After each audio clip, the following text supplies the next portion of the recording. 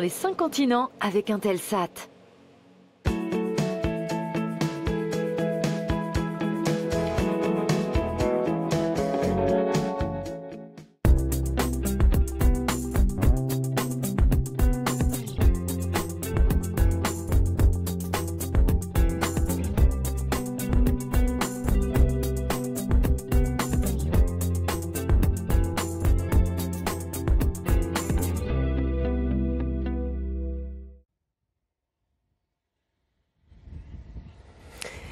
Nous voici pour cette étape du Tour du monde de la francophonie au Centre culturel Tjibaou, dans la ville de Nouméa, en Nouvelle-Calédonie. Bonjour, bienvenue à tous. En ce lieu hautement symbolique pour le territoire, il est à la croisée des chemins entre l'histoire, la culture et l'identité calédonienne.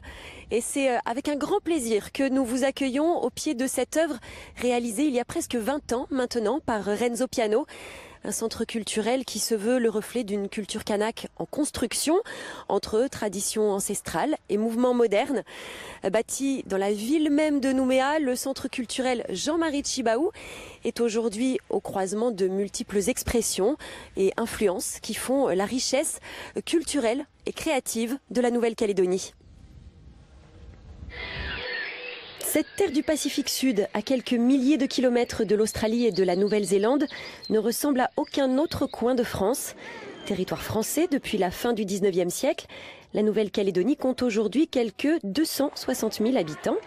Ils sont répartis entre la Grande Terre, l'île principale, l'île des Pins, qui se trouve au sud, et les îles Loyauté, à moins d'1 heure de vol de la capitale, Nouméa. À chaque île et chaque région, son identité. La nature luxuriante de la côte Est, la terre rouge et aride du Grand Sud, les hautes falaises noires de la région de Yengen, les grandes étendues de l'Ouest, le lagon turquoise, inscrit pour partie au patrimoine mondial de l'UNESCO. À n'en pas douter, la Nouvelle-Calédonie a 1001 visages. Et cette diversité se retrouve dans les langues, puisque le français côtoie ici 28 langues vernaculaires. De quoi donner à la francophonie calédonienne une identité hors norme. Et cette francophonie, aux couleurs du Pacifique, se retrouve dans l'univers culturel et tout particulièrement musical, avec un style. Il s'appelle le Kaneka. Et depuis 30 ans, cette musique affirme l'originalité de la culture mélanésienne, là où le français est la langue partagée par tous. Alors pour commencer notre voyage dans la francophonie océanienne, je vous propose de partir à la découverte du Kaneka, ce style musical qui est toujours en mouvement. Le Kaneka, musique identitaire et fédératrice, chargée d'histoire, fête cette année ses 30 ans d'existence. Né à Canala en 1986, le Kaneka permettra aux Kanaks de l'époque de s'exprimer politiquement et socialement. Un mouvement musical essentiel pour le pays. Le Kaneka, à l'origine, il faut le rappeler, c'est quand même à l'origine la parole de Jean-Marie Tjibaou, qui a été donnée à nos aînés, de créer une musique, créer un mouvement musical pour accompagner un mouvement politique, donc avec les revendications de l'époque. Le Kanak, il utilise beaucoup son corps comme un instrument de musique. Les chuintements, les sifflets, les cris, les battements des pieds, les mouvements de tête, les mouvements de bras. Et ça c'est pas nouveau, ça. C'est juste qu'il faut arriver à les détecter et les ranger quelque part. Le corps, le Kanak, il fait en sorte pour que son corps devienne un instrument de musique. La musique traditionnelle kanak a grandi pour se laisser guider vers d'autres sonorités, marquées par sa fusion avec d'autres styles de musique. C'est d'ailleurs ce que recherche Christophe Ventoum dans la plupart de ses compositions. Le Kaneka, dès le départ, c'est le mix entre ici et ailleurs. Donc entre nos rythmes traditionnels et des influences extérieures. Donc après, qu'est-ce que le musicien met dans ce qui nous appartient et qu'est-ce qu'il met dans ce qui vient de l'extérieur? Je dirais que ça, c'est la liberté individuelle. Qui est mieux placé pour faire avancer le Kaneka? Les créateurs de Kaneka, les musiciens de Kaneka, ceux qui écrivent le Kaneka. Et c'est à eux d'aller, de chercher les ressources, de se former, de s'ouvrir à que ce soit aller rechercher les racines, mais aussi grimper à la cime pour voilà, aller chercher un maximum de connaissances pour enrichir le Kaneka et faire en sorte que voilà, ils puissent peut-être envahir la planète. Un style de musique endémique à la Nouvelle-Calédonie, dans lequel les artistes peuvent exprimer librement, en langue vernaculaire ou non, leurs histoires, leurs légendes et leurs idées. La part du Kaneka dans la musique que l'on produit, je dirais que c'est autour de 70% de ce qu'on produit, c'est du Kaneka. Le reste est musique du Pacifique et des musiques un peu différentes, on va dire. C'est maintenant une musique qui fait partie du paysage musical absolument à 100%. C'était pas le cas au tout début, où c'était une musique un peu revendicatrice et un peu révolutionnaire aux yeux de certains. Mais en fait, depuis pas mal d'années, ça a très très bien évolué en termes de qualité musicale. Et le discours aussi, le discours a évolué. Si j'avais un message à faire passer aux artistes, c'est bosser, créer et ayez de l'ambition. Voilà, je crois que c'est la chose la plus importante, d'avoir de l'ambition pour sa musique et pour son pays. Et si le Kaneka continue encore aujourd'hui d'attirer les foules, c'est que ses mélodies et ses messages parlent toujours autant au cœur des Calédoniens. Un pari gagné pour le vivre ensemble dans un pays aux 1000 couleurs et tout autant de sonorités.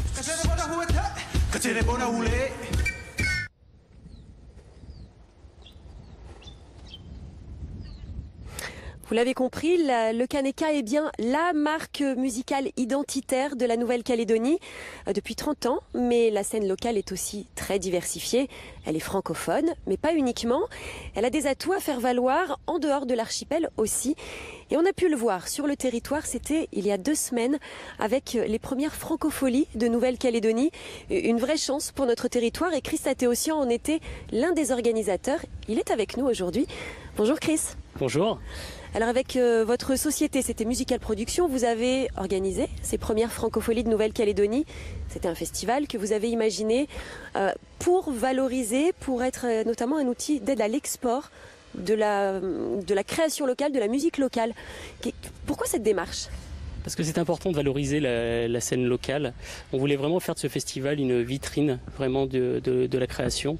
Avec notre partenaire le Poémar et puis le Forum francophone du Pacifique, beaucoup de programmateurs ont été invités à cette occasion, ainsi que les alliances françaises et les instituts français de la zone. Donc vraiment l'intérêt, au-delà j'allais dire de la diffusion d'artistes, c'est vraiment de valoriser cette scène locale. Et de la montrer au-delà du caillou. Alors accrocher en plus la marque Francophonie à notre caillou au milieu du Pacifique Sud, ça avait un véritable atout.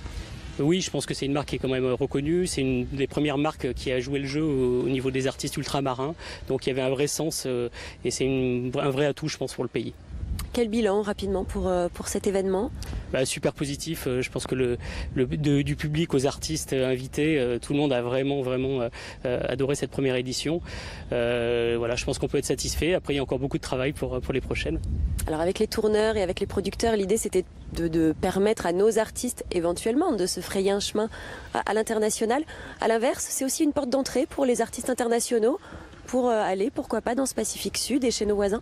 Oui, je pense que ça peut être une vraie porte d'entrée. Du coup, j'allais dire Australie, Nouvelle-Zélande, c'est vraiment des pays qui sont difficiles d'accès, de la métropole ou d'ailleurs pour le coup. Donc là, ça permet aussi de créer peut-être des échanges et en tout cas une vraie visibilité pour ces artistes. C'est peut-être un peu tôt aussi pour en conclure. On le disait, c'était il y a 2 semaines. Oui, c'est ça. Puis encore une fois, je pense qu'on a encore beaucoup de travail à ce niveau-là, mais en tout cas, c'est une très très belle première tentative. Alors quels sont les besoins justement pour que les ambitions de nos artistes calédoniens, les ambitions à l'international se concrétisent ? Il y a beaucoup, alors déjà j'allais dire c'est une question de moyens, hein, comment on développe un petit peu, comment on invite le maximum de programmateurs ici, donc ça demande un petit peu de moyens et surtout aussi travailler sur la formation de cette scène locale. Je pense que si on veut atteindre un niveau exportable, il faut travailler sur le coaching scénique, sur les ateliers d'écriture, ce qu'on fait déjà en partie avec le Poémar, j'allais dire des premiers outils qui ont été mis en place. Je pense que là-dessus, si on continue sur cette voie, il y aura vraiment des belles retombées. Lorsqu'on a ces ambitions-là, le français, c'est un atout ou un inconvénient ?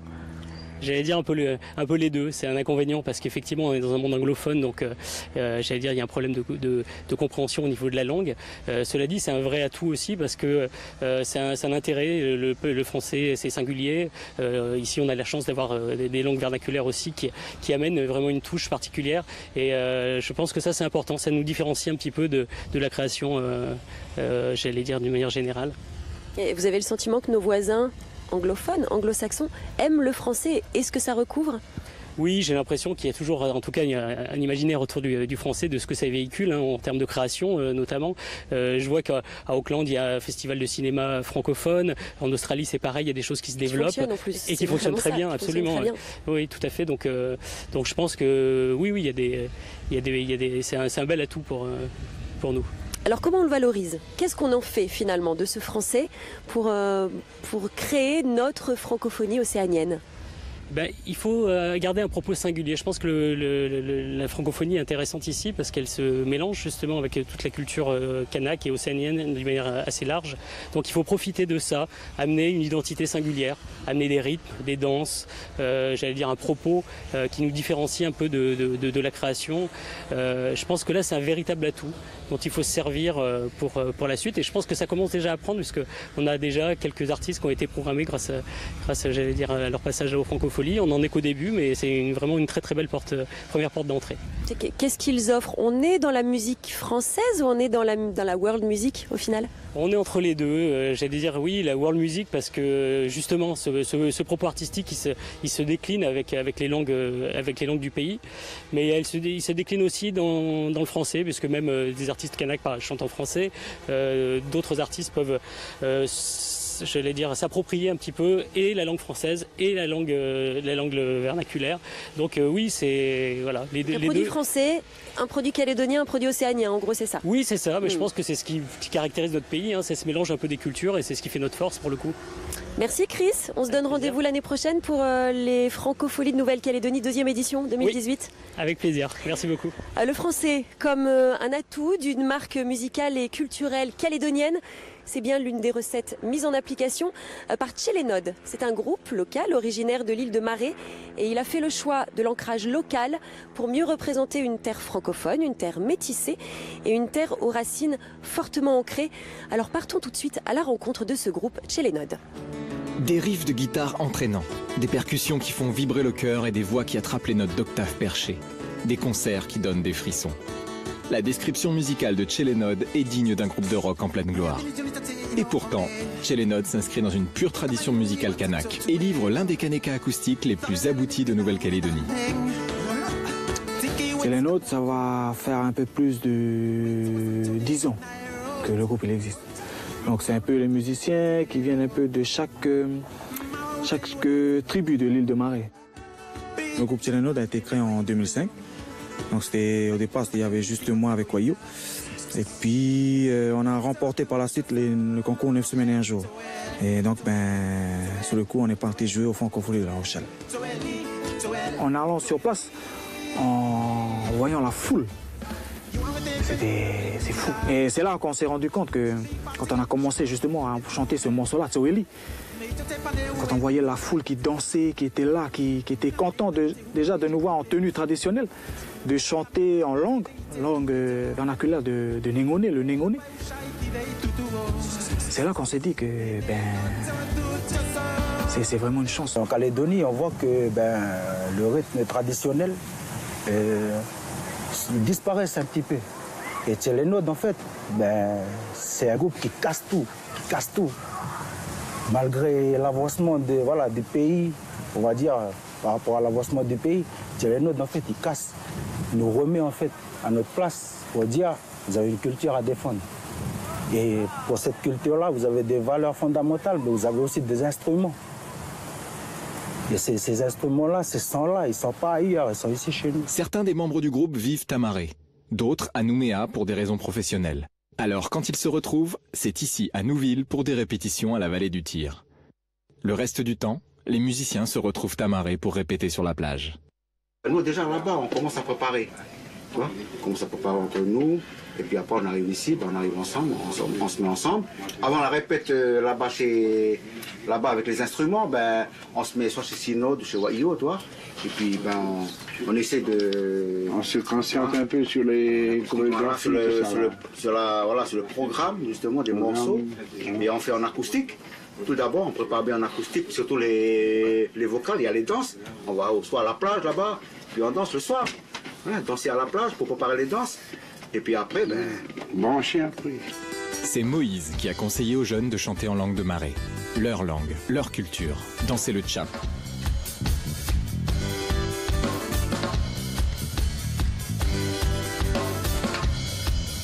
c'est unique, comme l'esprit qui l'accompagne.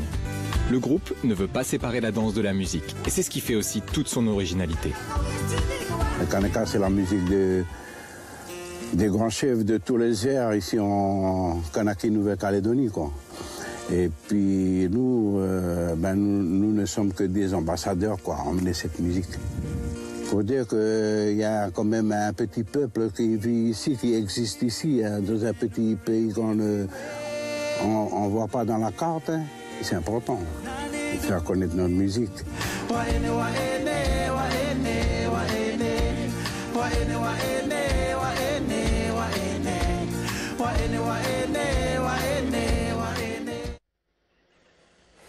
Une belle aventure que celle de ce groupe de marées, Tchelenod, qui puise dans ses racines pour séduire le monde francophone. Et vous l'avez vu, séduire jusqu'aux Francopholies de La Rochelle. Et une autre de nos artistes calédoniennes a eu l'occasion de participer à ces Francopholies. Elle s'appelle Ticia. Elle nous attend à l'intérieur de cette case mélanésienne traditionnelle. On va la rejoindre. Elle est là pour nous aujourd'hui. Bonjour Ticia. Bonjour. Comment allez-vous? Très bien. Bon, on parlait des Francopholies de La Rochelle. C'est un événement auquel vous avez participé en 2005, un événement de chansons françaises. Qu'est-ce que ça a laissé comme empreinte dans votre musique, dans votre créativité? Écoutez, moi, c'est arrivé en plus à un moment, je vais dire, c'était la première fois que je m'exportais, donc forcément, ça a eu beaucoup d'impact sur la suite de ma carrière. Et de chanter, moi, j'écris en français, je chante en français, donc forcément, ça m'a beaucoup parlé, je me suis beaucoup retrouvée, et puis c'était une grande découverte. Vous étiez à votre place? Je me sentais à ma place, oui. Qu'est-ce que sur quoi ça a débouché après? Aujourd'hui, vous ne chantez plus qu'en français? Aujourd'hui, au fur et à mesure des années, avec l'expérience et surtout les rencontres que j'ai pu faire, notamment en métropole et même ici dans le pays, ça m'a permis d'aller justement travailler et explorer notamment bien évidemment ma langue maternelle. Qui est le wallisien. Ouais. Donc, quand je parlais d'impact tout à l'heure, c'est un peu ce que j'ai ressenti en revenant notamment des Francopholies de La Rochelle, puisque c'était super, je chante en français, mais j'ai quand même ressenti ce besoin de revenir à la source parce que c'était finalement une richesse que j'avais et qui n'était pas forcément explorée en métropole, quoi. Alors aujourd'hui, finalement, vous chantez en français, vous chantez en wallisien, voire même en d'autres langues, notamment en quelques langues vernaculaires. Tout ce qu'on me propose, non, je suis partante parce que voilà, je disais c'est une richesse, donc forcément. Ça m'enrichit musicalement, ça inspire beaucoup, et puis depuis quelques années, je me suis mise aussi à la langue vernaculaire, une langue vernaculaire qui est le djéou. Donc ça m'apporte beaucoup techniquement, artistiquement. Et À quoi elle ressemble finalement aujourd'hui votre francophonie musicale? Avec toutes ces langues, très variées, parce qu'il y a eu, entre-temps aussi, il y a eu beaucoup d'inspiration de par des voyages et des rencontres qui font que, après ça enrichit, ça m'inspire et ça se ressent et je pense, ça s'entend dans ma musique. Et comment elle s'est construite à l'origine? Votre francophonie, elle vient d'où? Alors j'ai été beaucoup bercée par la chanson française, notamment depuis petite. Pas que, puisque j'ai grandi en famille avec toujours cet apport de musique dans la famille où on chante beaucoup en langue. Donc quelque part ça m'est toujours ça s'est construit. Voilà, c'est quelque part dans une case, quoi. Mais effectivement, j'ai beaucoup écouté de la chanson française en passant par Francis Cabrel, Jean-Jacques Goldman. Des grands classiques. Voilà. Aujourd'hui, il y a un dispositif que vous avez créé qui s'appelle Femmes croisées, plusieurs femmes sur une même scène, plusieurs femmes avec différentes origines. C'est un peu la femme océanienne et la francophonie océanienne qui vient sur scène à ce moment-là? C'est un peu la femme océanienne, la femme calédonienne, la femme kanak, c'est l'artiste femme en elle-même en fait. Ce dont je veux parler à travers ce projet, c'est la femme artiste, qu'elle soit sculpteur, peintre, chanteuse, danseuse, mais que c'est pas seulement l'artiste qu'on voit à travers notamment les médias ou à travers tout ce qui est communiqué, mais c'est aussi et très souvent une maman au foyer, une sœur, des fois des grands-mères, parce qu'on a beaucoup d'artistes qui ont de grandes carrières. Donc voilà, c'est un peu pour montrer ce côté-là où c'est la femme qui porte beaucoup de choses aussi. Merci Ticia. Merci. Alors le français, c'est une langue riche, une langue parfois complexe, on l'a compris, hein. Dans la construction de la couleur musicale calédonienne, entre francophonie et Océanie, le travail des mots a une grande importance. Et c'est pourquoi le Poémar, c'est le pôle d'export, le pôle d'aide à l'export de la musique et des arts de la Nouvelle-Calédonie, a organisé à la fin du mois d'août un atelier d'écriture parolière, reportage au cœur de la technique du maniement de la langue française.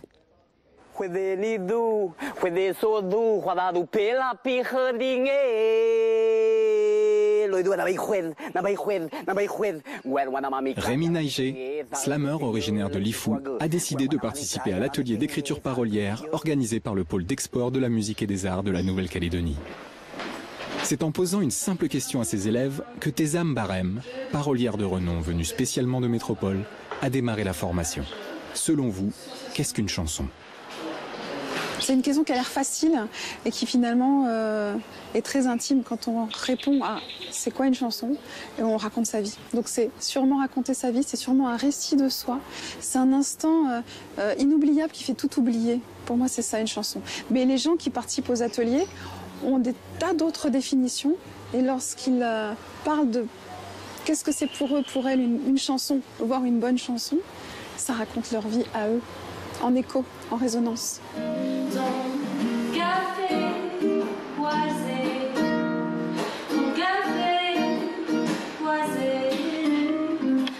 J'ai décidé de participer à cet atelier d'écriture parce que des fois on se retrouve un peu bloqué avec le syndrome de la page blanche. Et là on se dit bon, qu'est-ce qu'on a envie de dire, qu'est-ce qu'on a envie de raconter, est-ce que c'est important d'avoir un personnage, est-ce que c'est important d'avoir déjà des actions qui soient prédéfinies, et puis surtout pour écrire en français parce que c'est notre langue maternelle et je trouve ça plus difficile dans la compréhension du texte quand on est en anglais parce que tout le monde parle pas anglais ici. Du coup, c'est plus simple d'écrire en français, mais en fait, c'est pas simple du tout.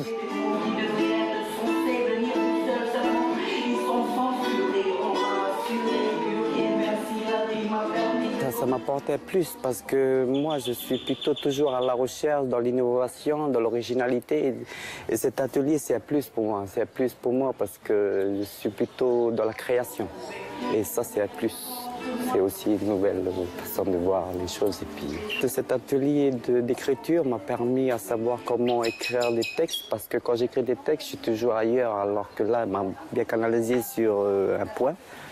Et c'est très enrichissant. Gayoulaz, déjà, on a déjà 4 albums à notre actif.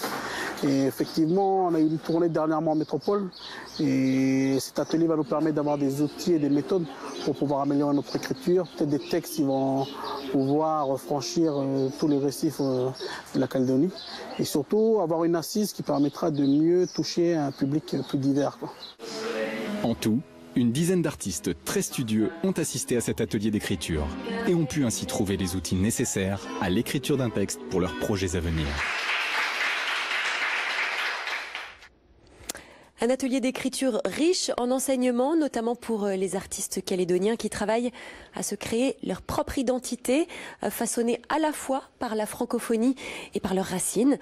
Le groupe Gayoulaz en fait partie et toujours sous le toit de cette case traditionnelle du Centre culturel Chibaou, nous accueillons l'un des chanteurs du groupe, Dominique Taïn, bonjour. Bonjour Anne-Claire. Vous faites partie du groupe Gayoulaz. Oui, je fais partie actuellement du groupe Gayoulaz. Et on l'a entendu dans le reportage, vous avez participé à cet atelier d'écriture. Qu'est-ce que ça vous a apporté ? Donc cet atelier d'écriture nous a apporté beaucoup de choses, des outils pour pleinement exprimer nos pensées, nos réflexions et structurer pour effectivement avoir une très belle chanson. Parce qu'aujourd'hui, on a nos propres méthodes et avec cet atelier, ça a apporté un peu de plus-value pour qu'on puisse ériger au mieux nos chansons et apporter un peu plus de profondeur. Alors vous ne chantez pas que en français, vous chantez aussi en djéou. Cette réalité-là de maîtrise et de plus de profondeur, c'est vrai pour le français, c'est vrai pour le djéou ? C'est vrai dans les deux langues. On dit souvent qu'un enfant bilingue, il a une grande richesse culturelle et aussi une richesse au niveau de la francophonie. Donc effectivement, composer en djihou et en français, ça nous permet a priori de maîtriser l'une des deux langues et surtout faire passer des messages aussi bien dans le public local que dans un public à bassin francophone. Et quel usage pour quelle langue finalement? On utilise souvent le français pour faire passer des messages, je veux dire des messages avec des objectifs bien précis. Des objectifs d'émancipation ou des objectifs de prévention, des messages bien clairs pour amener la société sur des problèmes sociétals, mais également sur des messages de prévention. Et le djihou, plus pour l'émotion, mais également des messages très portés vers l'éducation, l'émancipation du peuple. Et également l'amour, parce que le djihou, c'est une langue très émotionnelle où on arrive à faire retranscrire quand même tous nos sentiments sur une chanson. C'est une langue des émotions, c'est une langue du sentiment. C'est pas uniquement une langue du sentiment, mais le djihou, c'est une langue qui est très riche et qui est composée beaucoup comme la langue française, de métaphores, d'anaphores. Et il y a plusieurs sens où le pluralisme s'exprime. Et le djihou, dès qu'on la maîtrise, sur une même phrase, on peut avoir différentes connotations, différents sens. Et c'est une grande richesse pour nous de le maîtriser, quoi. Comment est-ce que vous alliez les deux? Vous y parvenez? On y parvient dès notre enfance parce que il faut savoir maîtriser le djihou à la maison et le français à l'école. Et donc au fil du temps, on y gagne en expérience. Et aujourd'hui, on sait être opportun et réagir justement dans nos chansons en élargissant sur des textes en djihou comme sur des textes en français. Avec un choix, soit en français, soit en djihou, vous parvenez à allier les deux dans une même chanson? Oui, on y arrive aujourd'hui. Je pense qu'avec 4 albums aujourd'hui et avec l'export qu'on a eu dernièrement, je pense que l'alliage des deux langues, c'est quand même une très grande richesse. Alors justement, qu'est-ce que vous êtes allé présenter à l'étranger? Qu'est-ce que vous aviez à montrer? Donc à l'étranger, on a présenté une tournée avec Tissia et le groupe Gayoulaz. Donc on a présenté une tournée de 2 heures avec chacun des morceaux où on a pu exprimer également tous nos messages et en langue comme en français. Et effectivement, quand on arrive dans des pays étrangers, la musique, c'est un langage universel. Et donc aujourd'hui, chaque artiste a réussi à susciter de l'émotion chez un public objectif, chez des personnes qui ne sont pas habituées à ne parler le djihou ou à parler le wallisien, le foutonnier.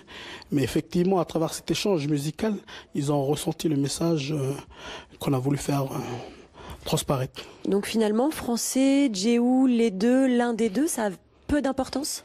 Je pense que ça a peu d'importance, mais le français c'est très important, c'est comme l'anglais. C'est le passeport pour pouvoir s'exprimer et se comprendre avec d'autres peuples.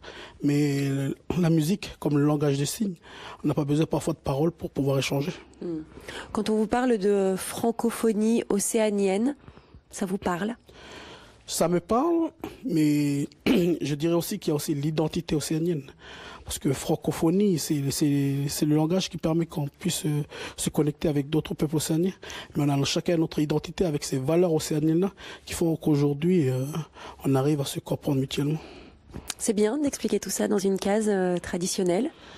Bien sûr, c'est un peu un cliché stéréotype, mais c'est notre identité à nous. Et aujourd'hui, pouvoir s'exprimer ça dans la capitale, c'est une grande fierté. Et justement sur cette symbolique qui est la case, et également d'autres symboliques qui puissent s'exprimer dans la ville de Nouméa, pour dire quand même on est en Nouvelle-Calédonie avec le peuple kanak et tout le peuple océanien qui nous entoure. Merci Dominique Taïn et bon vent au groupe Gayoulaz. On lui souhaite encore plein d'expériences. Alors parmi les artistes calédoniens qui manient la langue française avec une grande maîtrise, sans pour autant oublier leurs origines kanak, se trouve Paul Wamo. C'est un slameur emblématique de la Nouvelle-Calédonie et il est désormais bien installé sur les scènes de métropole et d'ailleurs. On le découvre. On ne s'entend plus. Ce poème, c'est comme un cri qui vient de l'intérieur, un cri sur lequel Paul Wamo a mis des mots, ces mots. Au diable la peur, coup de botte dans la gueule. Au diable celui ou celle qui ne vient pas. 2018 sera l'année d'un manuscrit en français et d'un nouvel album. Alors le Kanak travaille ses textes qu'il dira sur des musiques actuelles, mélange d'électro, de R&B, de hip-hop. Un titre, Andréou, tous les autres en français, comme un pied de nez à l'histoire. C'est une langue qui nous a été imposée. Même si je parle mieux, même si j'aime la langue française, mais c'est une langue qui est arrivée chez nous. Donc c'est une façon de dire que je vais jouer avec elle et que je vais, voilà. C'est pas une revanche, mais une façon de la déconstruire à ma façon. Jouer avec la langue pour remettre l'histoire et la société en perspective. Et même plus que noir, pas juste noir, ni seulement noir, mais un homme souvent... Installé depuis 1 an et demi à Marseille, Paul Wameau a trouvé dans la cité phocéenne des partenaires pour diffuser son travail, son message, toujours avec l'aide de son épouse. On arrive plus facilement qu'à Paris à créer un contact, un lien avec les gens. Et ça aussi, ça participe beaucoup au développement artistique du projet. Et donc voilà, on a fait le bon choix, je pense. Quand on part de chez soi, quand on arrive ici, on est confronté au regard des autres aussi, surtout dans ce milieu-là. Donc cette confrontation-là, elle permet aussi de se remettre en question soi-même, qui je suis, d'où je viens. Donc c'est tout ça qu'on est venu chercher ici. Se confronter à l'autre et exporter son travail en dehors de la Nouvelle-Calédonie. Fin octobre en Guadeloupe, Paul Wameau participera au festival Bleu Outre-mer. Le kanak abordera alors la créolité, un autre rapport de la langue à l'identité. Paul Wameau, un artiste qui porte ses racines calédoniennes jusqu'en métropole, jusqu'en Europe. Il est un artisan de l'export de la culture francophone, si particulière dans le Pacifique Sud, une région à dominante anglo-saxonne. Pas simple, d'ailleurs, de se faire une place au soleil lorsque la langue maternelle n'est pas l'anglais et que les voisins, il faut le dire, nos voisins les plus proches, ne comprennent pas un mot de français. Cette réalité est tout aussi présente dans la sphère économique, surtout si l'on mise sur l'export des produits et des services. Alors la Nouvelle-Calédonie a su se doter d'une économie productive, elle en a fait une source de richesse pour sa population et elle cherche désormais à exporter ses biens, ses services des côtes de la Calédonie. Le nickel, c'est la première ressource qu'elle exporte, la première mais pas la seule. Pour autant, l'export est un défi pour les entreprises françaises de Nouvelle-Calédonie, souvent confrontées à des géants anglo-saxons, australiens, asiatiques. Mais la persévérance porte parfois ses fruits, comme nous le montre le reportage que je vous propose de découvrir maintenant.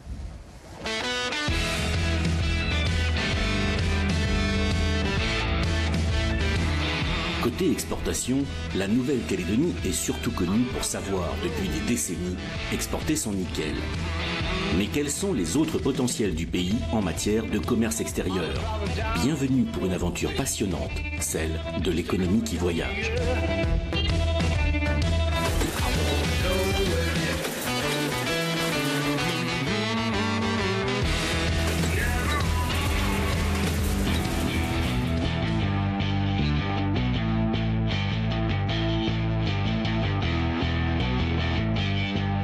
En dehors des produits et des services, la Nouvelle-Calédonie exporte aussi des compétences.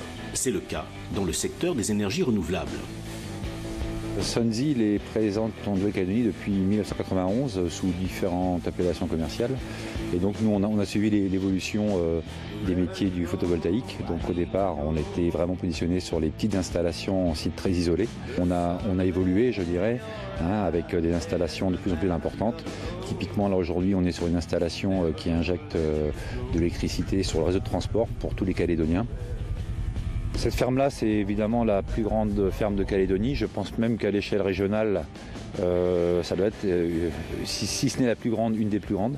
C'est typiquement une vraie belle vitrine de notre savoir-faire. Et on l'a vu lors de déplacements de gouvernement, ce genre de référence nous aide à prendre des contacts intéressants pour pouvoir initier des projets à l'export. On a plutôt travaillé plus à l'export on va dire les 15 dernières années, où on a parcouru tout le Pacifique, de Kiribati à Tokelau, à Yap, aux îles Marshall, Tonga, Vanuatu évidemment, Fidji aussi. Les territoires étaient vraiment vierges en termes même d'opérateurs, de sociétés qui faisaient comme nous dans tous ces territoires. Là, aujourd'hui, on est plutôt sur une approche où on fait appel à nous lorsqu'il y a vraiment un besoin d'une forte expertise ou pour des projets d'ampleur significative.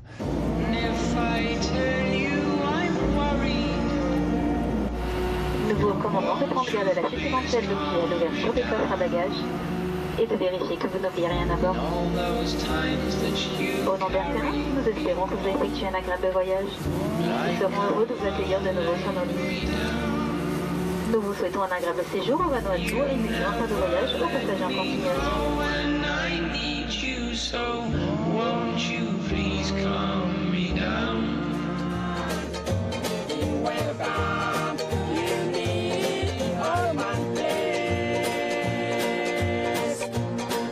À 1 heure de vol de la Nouvelle-Calédonie, le Vanuatu est le plus proche des États insulaires. Par son histoire et cette proximité géographique, c'est une terre d'exportation pour les produits calédoniens. L'expertise calédonienne en matière de photovoltaïque en est un exemple. Nulco, c'est une société de service public qui produit et distribue l'électricité sur toute l'île de Faté, ainsi que sur des petites parties de Malikolo et Tana. Direction le nord de l'île d'Effaté, vers Undine Bay, où Sunzil a été retenu pour la mise en place d'une ferme solaire. Le solaire, c'est une part assez récente. Sunzil, donc, on a travaillé avec eux sur la ferme solaire d'Undine Bay, donc une ferme de 510 kW. C'est un projet qui a démarré dès 2014.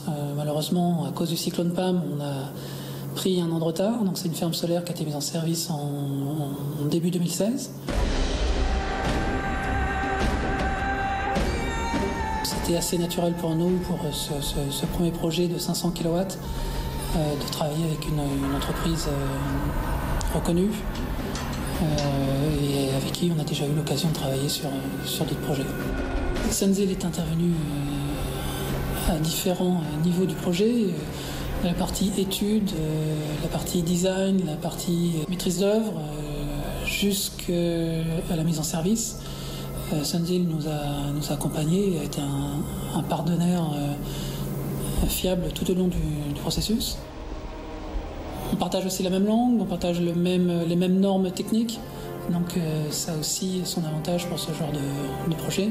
L'export, on le pratique depuis, je vous dis, même 15-20 ans, donc on sait faire. C'est plus maintenant être positionné sur ces nouveaux marchés et donc la problématique, elle est plus au niveau de la veille commerciale. Notre ambition à terme sur l'export, c'est évidemment la Calédonie est un territoire sur lequel il y a encore énormément de choses à faire dans le domaine des énergies renouvelables, mais il y a quand même une taille critique qui sera atteinte, et donc c'est effectivement de développer au moins une quote-part significative de notre activité, simplement pour pérenniser notre présence sur le territoire, donc d'avoir une quote-part significative de cette activité à l'export. Le Vanuatu a été classé en 181e position sur 188 par le FMI pour son PIB par habitant en 2013. Une situation économique qui n'est pas des plus prospères. Pourtant, pour ceux qui savent s'adapter aux contraintes locales, des producteurs calédoniens ont trouvé leur place sur ce marché. Je m'appelle Loïc Bernier, je suis au Vanuatu depuis 1989 et je suis donc conseiller du commerce extérieur. On a évidemment donc, des produits calédoniens présents aujourd'hui sur le marché du Vanuatu. Je pense qu'ils sont malgré tout en petite quantité, pas énormément de produits calédoniens. Alors ces produits sont des produits en fait émergents, je pense.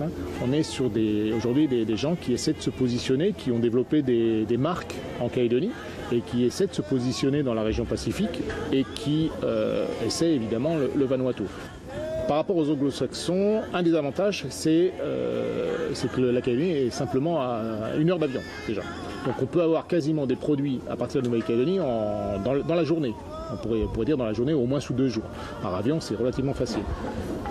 On pourrait aussi, si le fret était vraiment existant et régulier, on pourrait aussi avoir du fret maritime à partir de Nouvelle-Calédonie de manière très très rapide. Alors que sur l'Australie, il faut compter au moins 15 jours ou 1 mois pour obtenir un produit. La qualité. Les produits européens sont souvent, en tout cas c'est mon avis, de meilleure qualité que quelquefois les produits anglo-saxons.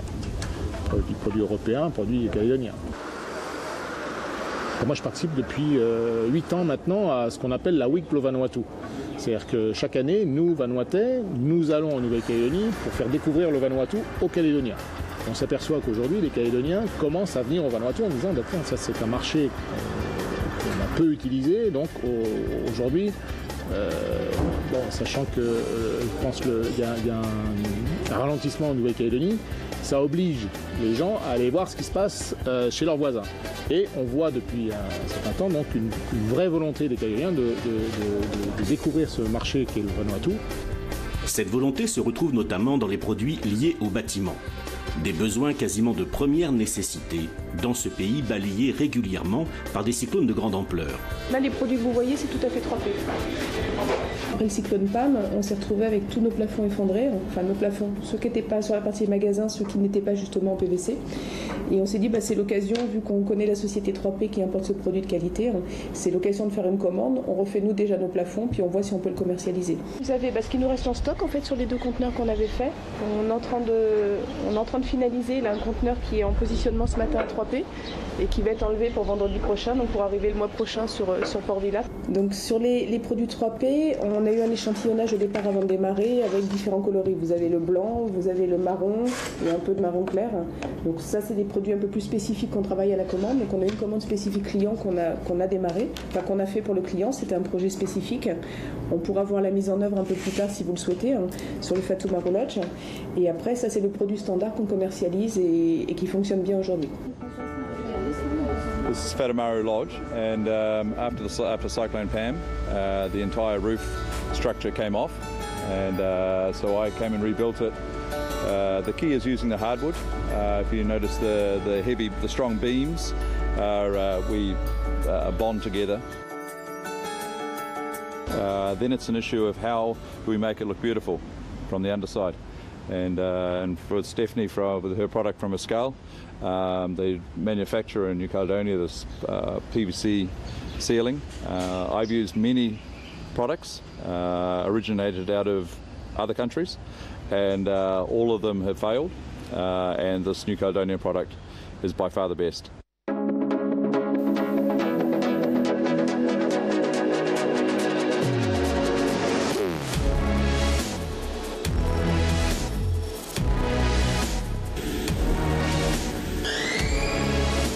Ici, nous fabriquons des produits en PVC et composite pour le bâtiment.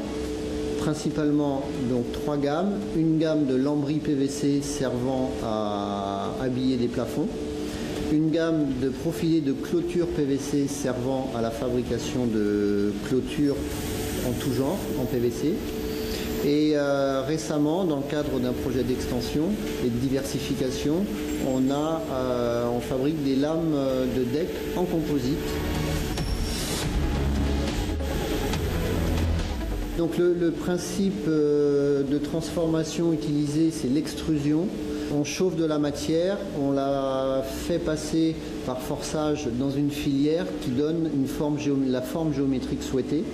C'est une usine qui fonctionne 24 heures sur 24, sans autre choix, puisque en fait les temps de démarrage et d'arrêt machine sont extrêmement longs. Pour démarrer une ligne de production, il faut 4 heures, donc dans des journées de 8 heures, c'est pas possible. Et ça fonctionne avec 3 équipes de 2 personnes qui se relaient donc toutes les 8 heures. Sur le Vanuatu, on a une concurrence de produits asiatiques, où nous nous trouvons pénalisés. Donc ce sont des produits de moins bonne qualité, mais au Vanuatu, il y a un pouvoir d'achat qui est assez faible et les gens sont sensibles à ça. De plus, au Vanuatu, notre produit, il prend 30% de taxes quand il arrive à Port Vila. Donc ce qui est extrêmement pénalisant pour nous.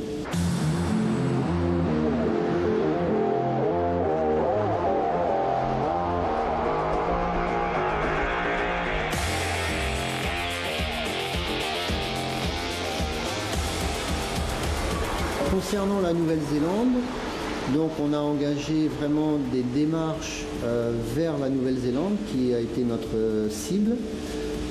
Donc ces démarches, concrètement, ça a consisté dans un premier temps à faire certifier nos lambris par un organisme de contrôle du bâtiment, l'équivalent des normes françaises, là-bas qui s'appelle la Brands. Suite à ça, ça a donné donc du crédit au niveau qualité à notre produit. Et aujourd'hui, on a un partenariat avec un distributeur qui est basé à Auckland, mais qui dispose de points de dépôt à Christchurch et à Wellington, d'un staff de commerciaux et qui distribue donc au travers de toute la Nouvelle-Zélande nos produits. Ampolite is a manufacturer and supplier of plastic building products into the New Zealand market. 3P have a plastic soffit lining product called Panorama that we distribute for them in New Zealand. It's a very good quality product. It's a significantly different product to what's being sold in New Zealand, and the market seems to like it. We chose to use it on our own building. We had a significant storm came through New Zealand about 4 years ago, and it blew all the soffits off our building, so we chose to install these. Obviously because we're the distributor and we wanted to be able to show people what it looked like, but also it's a very nice product and we wanted to install it on our building because of that reason as well. L'export, ce sont des démarches qui s'inscrivent dans la durée. C'est long, ça peut même être très long. Maintenant, nous, on lâche pas on baisse pas les bras parce que on a des résultats. On a par exemple là, on est sur le point d'obtenir le marché des faux plafonds sur la construction d'une école en Nouvelle-Zélande qui marquerait notre premier gros chantier.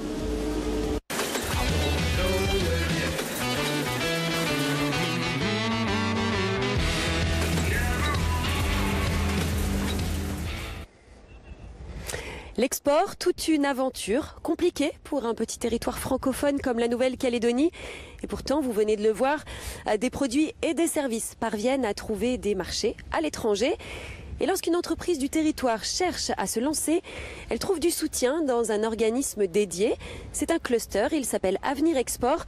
Et nous avons auprès de nous aujourd'hui Hélène Duquesnoy, la vice-présidente. Bonjour Hélène. Bonjour. Merci d'être présente avec nous aujourd'hui.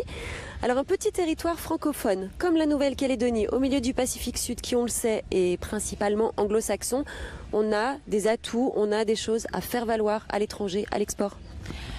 On a énormément de choses effectivement à faire valoir. La Nouvelle-Calédonie, que ce soit les industries, tout secteur confondu, a tout à fait les capacités à l'heure actuelle de pouvoir exporter ses produits. On a beaucoup d'avantages dans le sens où on a beau être un petit pays effectivement insulaire, mais on a quand même toutes les capacités et surtout la technologie, ce qui nous permet de pouvoir répondre aux différentes demandes des pays de la zone. Qu'est-ce qu'on affiche? Made in Calédonie ou Made in France? Alors, normalement, l'un ou l'autre, de toute manière, est propice à la promotion des produits. Il faut savoir que quand même, Made in France ou Made in France, excusez-moi, avant tout, c'est peut-être un terme marketing, mais derrière cela, il y a quand même, ça représente la qualité, le savoir-faire et surtout la noblesse. Donc, ce sont quand même 3 mots essentiels lorsqu'on fait la promotion de produits et surtout la promotion de produits qui sont made in France. Alors quelle francophonie finalement on met en avant selon la zone géographique dans laquelle on a envie d'aller? Eh ben, en fait, on essaye de s'adapter parce qu'en fonction des produits que l'on va approcher, on va avoir une approche tout à fait différente. Par exemple, si on s'adresse par exemple aux pays de l'Asie, on va essayer de garder le côté Made in France parce qu'ils sont quand même très friands de ce genre d'appellation.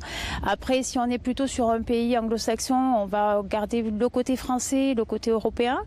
Et puis ensuite, bien sûr, tous les pays de la zone, mettre en avant et garder un peu le langage mélanésien sur les pays de la zone, bien sûr. Voilà. Ouais. Donc on le disait, le Pacifique Sud, on est entouré de l'Australie, de la Nouvelle-Zélande, d'une région anglo-saxonne. Être francophone, c'est un atout, c'est un inconvénient? Alors, ça peut être un atout et c'est aussi un inconvénient. Les atouts, parce que justement, on représente plus ou moins la qualité et la noblesse des produits français. Mais par contre, l'inconvénient, effectivement, c'est que l'on est entouré de pays anglo-saxons et on est obligé de bien communiquer, de pouvoir communiquer entre nous. Et la seule langue à l'heure actuelle, c'est l'anglais. Ouais, c'est indispensable aujourd'hui. C'est indispensable. Donc, beaucoup de chefs d'entreprise, comme d'autres associations ou autres, le savent très bien, c'est qu'elles ne peuvent de toute manière approcher le commerce à l'international qu'en ayant la maîtrise parfaite de la langue anglaise. On a des progrès à faire encore en la matière pour s'insérer vraiment? Des progrès, je pense pas, parce que la nouvelle génération arrive en force quand même avec des connaissances et le commerce international qui l'oblige dans le cursus scolaire, entre guillemets. Mais par contre, les chefs d'entreprise, oui, en sont conscients. Alors je vous interromps, Hélène, parce que dans quelques minutes, ce tour du monde de la francophonie va se poursuivre avec une escale en Australie, justement. Nicolas Georges nous attend en direct de Sydney. Nicolas, est-ce que vous êtes prêt à prendre le relais?